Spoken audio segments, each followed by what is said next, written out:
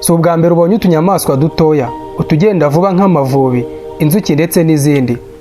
Ariko kandi hari izihora zigenda gakeya nyamara zo zitirukanka cyane nk'izo tuvuze, nk'umunyorogoto, ikinyamunjonjorerwa cyangwa se nyonjo bitewe n'uko wowe uyita. Inyamaswa nk'izo urazibona ukitambukira cyangwa ntugire icyo uzibazaho. Buri kiremwa cyose gifite umwuka ndetse n'ibitawufite hari impamvu byabayeho kandi bifite uwabiremye nk'uko nawe uriho kandi ukaba uzi neza umuremyi wawe. Ese ikinyamunjonjorerwa gishushanya iki mu buzima bwacu bwa mwuka? Kuki inyamaswa ituje, igenda gahoro ariko ikaba idasubira inyuma cyangwa se ngo icike intege, yakwigisha icyo abizera? Ikinyamunjonjorerwa nk'igihangano cyangwa se ikiremwa cy'Imana kigaragaza ibyihishe mu butumwa bw'umwuka. Nubwo kidatera urusaku, gifite byinshi kivuga ku kwihangana, ituze ndetse no gukomeza inzira yawe udahungabana. Iyo dusuzumye uko Bibiliya ivuga imbaraga ziri mu byaremwe bituje, tubona ko ikinyamunjonjorerwa gifite ishusho ikomeye y'umwuka wera. Ntiwibagirwe gukora subscribe, ubundi dukorane ku maso, nkurebesha aho warebaga ntuhite. Ikinyamunjonjorerwa nk'ikimenyetso cy'umwuka wera. Mu mateka ya Bibiliya n'iyobokamana, ibintu byinshi byoroheje byagiye bikoreshwa cyane nk'ibimenyetso by'imbaraga n'ubwenge. Yesu Kristo yaravuze ati, mbese ubwami bw'Imana twabugereranya n'iki? Cyangwa twabusobanuza mugani iki? Bwagereranywa n'akabuto ka sinapi, kuko iyo gatewe mu butaka, nubwo ari gato hanyuma y'imbuto zose zo mu isi, karakura kakaba igiti kinini, kakaruta imboga zose, kikagaba amashami manini, maze inyoni zo mu kirere zikarika ibyari mu gicucu cyacyo.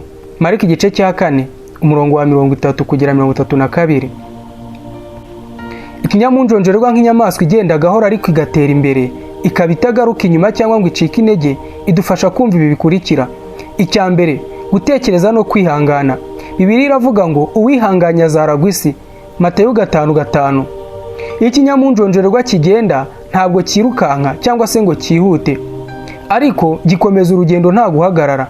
Abizera basabwa kwihangana, ntibakurikire ibigezweho gusa, ahubwo bakamenya ko byose bifite igihe cyabyo. Umubwiriza 3:1. Ikintu cyose kigenerwa igihe cyacyo, n'icyagambiriwe munsi y'ijuru cyose gifite umwanya wacyo. Ikindi cya kabiri twigisha ni ukwikorera umutwaro wacu. Bibiliya iravuga ngo mwese abarushye n'abaremerewe nimuze munsange ndabaruhura. Matayo 11:28. Ikinyamunjonjorerwa gikurura inzu yacyo aho kijya hose.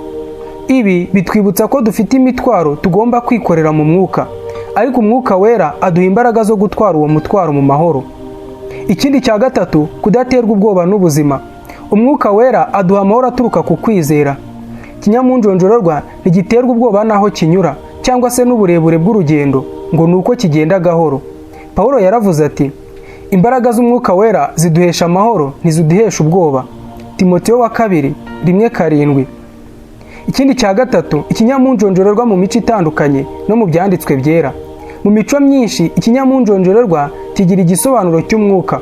Dore uko kigaragara. Mu Bayahudi, ikinyamunjonjorerwa gishushanya ukwihangana ndetse n'ubushishozi.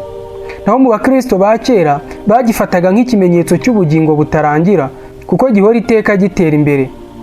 Mu migenzo ya Afurika, ikinyamunjonjorerwa kigaragaza ubwenge n'ubushishozi. Bibiliya nayo igaragaza uko ibintu bisanzwe bikoreshwa mu gusobanura imico y'ubwiza bw'Imana. Yesu yavuze ko tugomba kuba nk'abana bato. Matayo 18:3. Nk'uko ubwitonzi n'ituze ari ingenzi mu kwizera kwacu.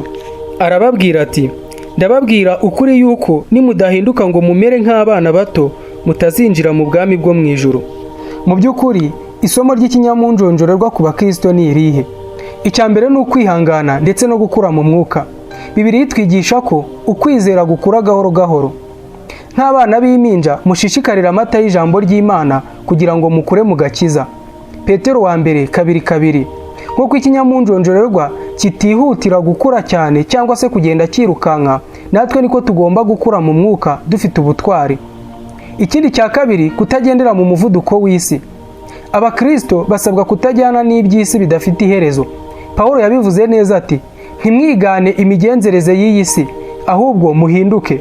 Abaroma 12:2. Ikinyamunjonjorerwa ntikigenda nk'izindi nyamaswa, kigira umuvuduko wacyo. Natwe dufite intego yacu yihariye nk'Abakristo. Icya gatatu, kumenya ko Imana itanga ibyiza mu gihe cyacyo. Imana iraturema iteka, kandi iduha umugisha mu gihe cyayo.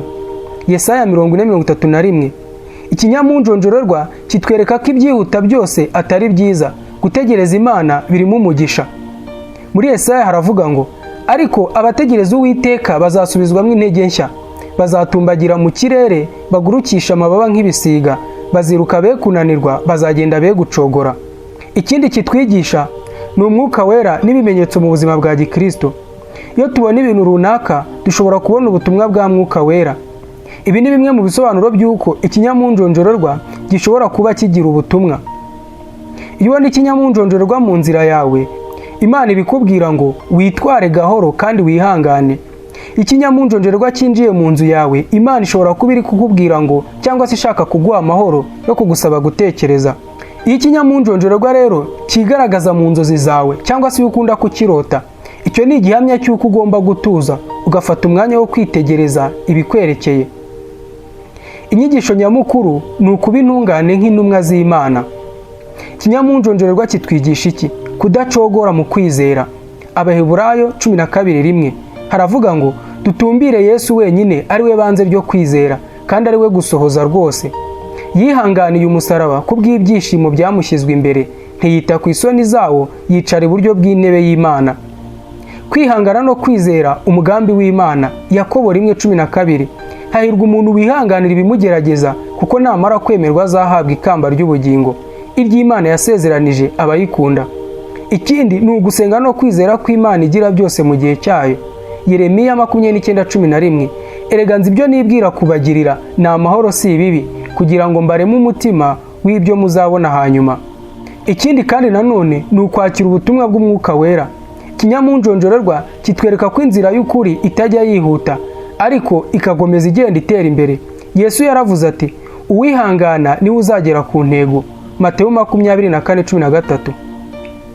Mu gihe isi yo idusaba kwihuta no kwiruka, Umwuka Wera twigisha gutegereza ndetse no gutekereza, kwihangana no kwizera. Ikinyamunjonjorerwa gitambutse mu nzira yawe, ntukirengagize.